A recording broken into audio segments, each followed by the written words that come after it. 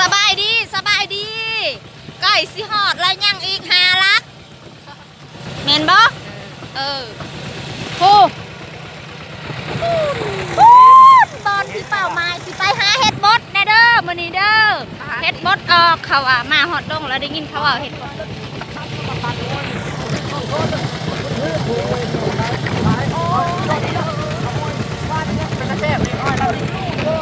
ใกล้สิฮอดแล้วยังอีกประมาณ5 กิโล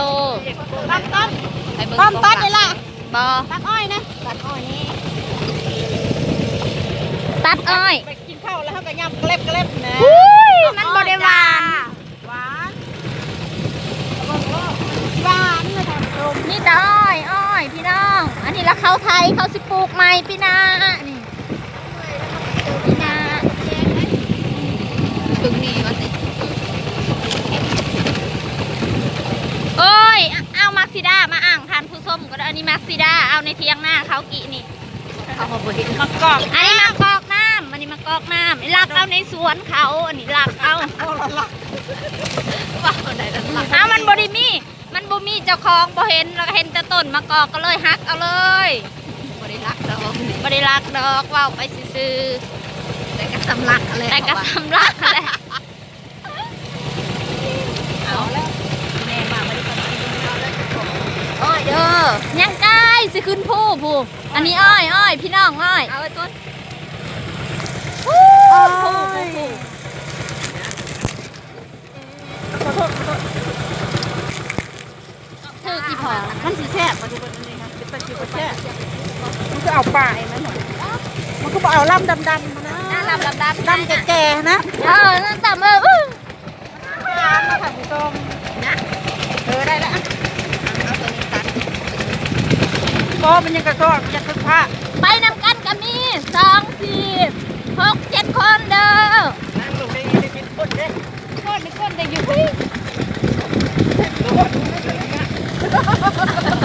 เมนจะกดจ้ะหลังอันนี้เนาะ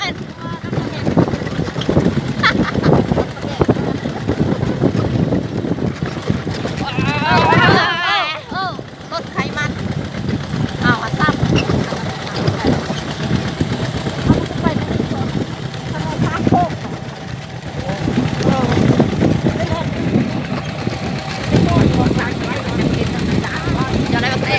จะได้ลงปูได้จังลองพูกกับเฮ็ดนี่ปึ๊กนี่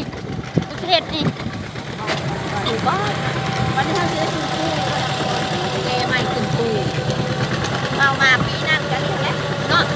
มีตะกิดเลยในพักกันปูเลยพักกันย่างบอกกันย่างไปแย่ได้แล้วแกนมือลงมานะมีเลยมันเลยไปเก็บผักเราแกงเราไม่มีแต่แย่เอาแล้วก็นี้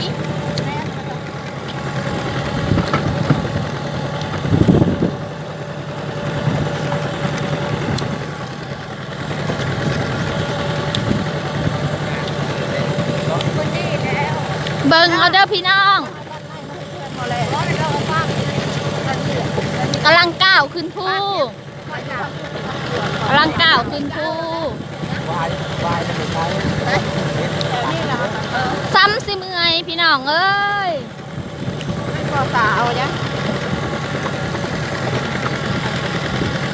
โอ้ถามไม่พอสาวซ้ำสิเมื่อยสุมเจ้าเอ้ยเล้านะมันแม่ก็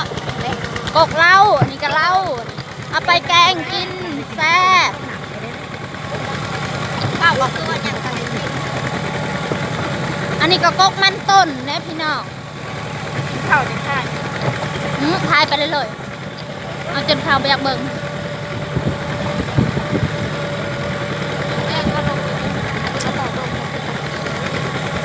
แห้งแรงเนาะเท่าผู้อันนี้ผู้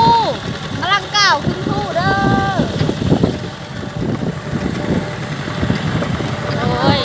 ทำไมกระเซ็นสลับทำไมกระเซ็นไม้ไล่นะไม้ไล่สลับเป็นการใส่บ่แซ่บตอนหามาสู้กันจะเอิญกันอะดอกกระเด็กก็อะดับตั้มแล้วซื้อบักนวลยังไปเอิญอะบ่อยก็อะย่อยจิ อาบิมกะยิ้มติซื้อกะยิ้ม อาอินสิ เขาบ่ได้ว่าอายิ้มเลยเหรอเขาว่านะคันบ่เมื่อกันนี้แล้วเขาเอิ้นกันใครเมื่อเป็นแพรพลานแล้วเดี๋ยว ของเย้า ของอาเจ้าของเย้าคุณว่าแต่อารมณ์มือเมื่อทำอีกเด้ได้ทิศหนึ่งนี่ หน้า นะ หน้าหน้าหน่อยหน้า เบิ่งเด้อพี่น้องเด้อคักงามคิมคู่อันนี้เราอยู่ทั้งคู่เด้อ เป็นผู้น้อยยังบ่แม่นผู้ใหญ่ อยากเข้าเด้ อันนี้หน้านอนนายเขาบอกตุ้นน่ะนั่นเป็นโรคนะ ใส่ เด็กสีม่วงเลย เออ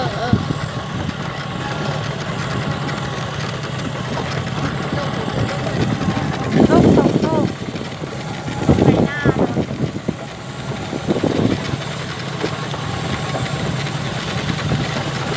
พ่อเขาหาได้เขาหาเราอ่อนแล้วเนาะในมันก็ได้ก่อนแล้วว่าพ่อขั้นตองโตยได้ก่อนว่าก็ได้มีอะไรในเนาะ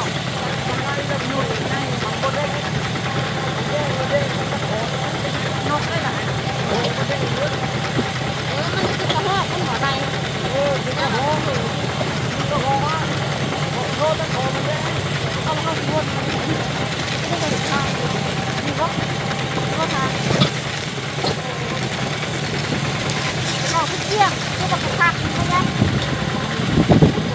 เบิ่งเอาเด้อทางไปกับไปตามแล้วอ้อยนี่แหละโอ้ยงามก็เด้ออ้อยก็งามมะลิชุมเจ้างามพอดีตัดเนาะยาย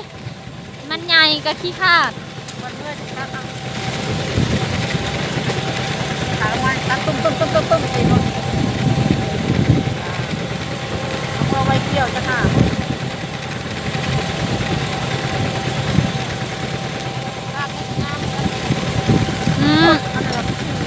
บ่งามอันนี้มันเป็นมันใหญ่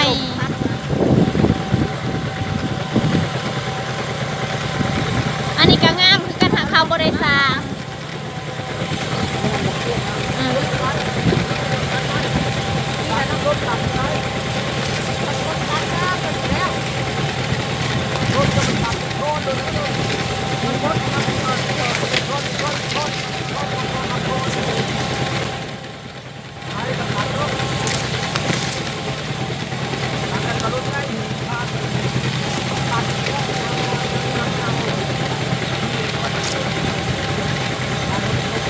ซ้ำสิเมื่อยพี่น้องซ้ำสิเมื่อย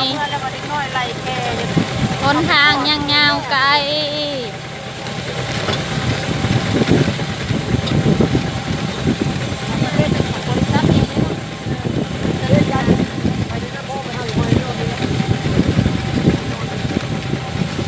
เอ้าทางแบบสีขักอะไรเขาสิไปสิได้นี่เพื่อทางรถเป็นยากบาดเลย เมื่อจะขายน้ำรถเลยนี่ทางนี้ก็ขายน้ำรถนะตะแกงแห้เนาะผู้ข้างหลังผู้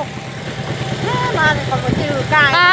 แห้งคักทิวทัศน์ธรรมศาสตร์พี่น้องมีสวนอ้อยพร้อมสวนอ้อยอะไรสวนกล้วยทางนาในสวนกล้วยแลได้ไหมนึกว่าพอ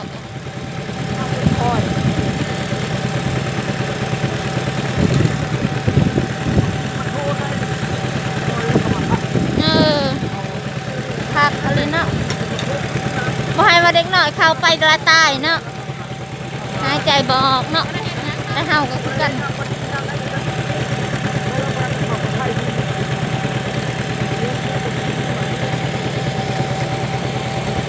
โน่ป่วยเนี่ยเป็นแผลวะเนาะตัดเอาบึกนั่นนั่นก็เป็นแพงเราก็จะนับคนเข้า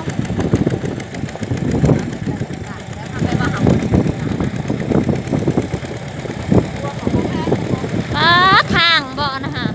โอ้โห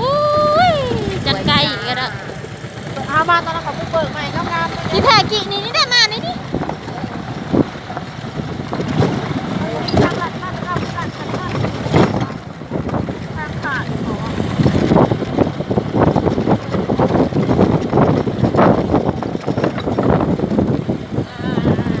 นี่เด้อพี่น้องทางไป ยาวนะ ทางไป ยากจังนาทีนะ ทางไปเอา 60 นาทีแล้วแล้วจังไปพ่อกันที่วันตัดไม้ เม็ด